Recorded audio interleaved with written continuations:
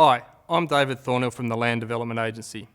This presentation will help you understand the housing development guides provided by the LDA. The information in the guide may be based on preliminary design works and therefore can be subject to change during the approval and construction period. There are risks you need to make yourself aware of when buying off the plan. You should seek independent financial, legal and planning advice before making any decision to buy land. The Housing Development Guide is divided into 4 parts and has several attachments, each with its own topic for consideration. Part 1 is titled Interpreting this Guide and provides the definitions used throughout the guide.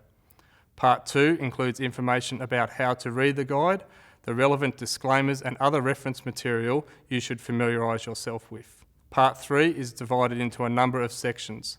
The first section is about the services to the block, being water, sewer, electricity, gas, telecommunications, street numbering and garbage services. The second section is about environmental protection measures you are responsible for when planning and constructing a dwelling. This section explains your responsibilities in relation to erosion and sediment controls, waste management during building activities, and air and noise pollution. The final section has information about drainage, protection of nature strips and territory lands, driveway modifications, tree preservation and heritage.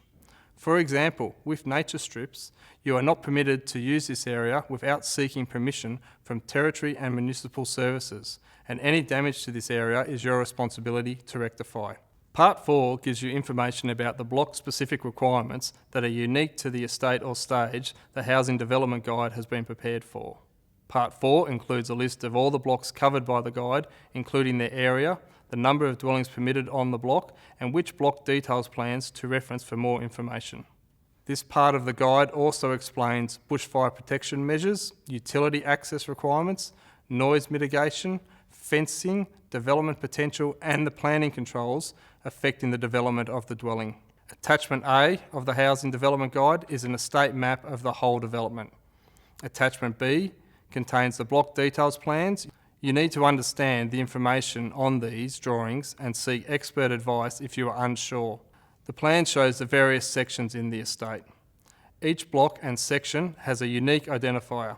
The size of the block is also represented on each block. Easements are shown on some of the blocks, and these are identified by the different hatching treatments. There are 3 main easement types you need to be aware of. These are the sewer, stormwater and combined easement. Blocks with a combined easement or sewer easement also require a utility maintenance access easement to provide access for service providers if repairs or maintenance is needed. You need to be aware of the restrictions on building in and around easements. The contour levels are also shown on the block details plans, as well as the driveway locations. The contour interval is generally 1 metre. That means there is 1 metre between each contour on the block, so blocks with more contour lines are steeper than those with less. You need to pay special attention to the other symbols that appear on the blocks, as they may affect what you can build and how you can build it. These symbols may include a small star representing that the block is classified as having limited development potential. A hash indicates the block requires acoustic treatment measures. Some blocks are affected by bushfire protection measures and special fencing requirements. You should also be aware that not every item on the legend appears on each plan. Attachment C contains the block fill plans. These plans indicate the cut and fill requirements from the natural ground that will be undertaken during the construction of the estate. The information on this is based on preliminary designs, and as such, not all levels of the depth of cut and fill are available. This information will help determine the footings required in constructing your dwelling. Attachment D is the Sewage and Stormwater Mains Table. This table is from the Residential Subdivision Development Code and details the easements required for the various services. Attachment E includes the specimen lease.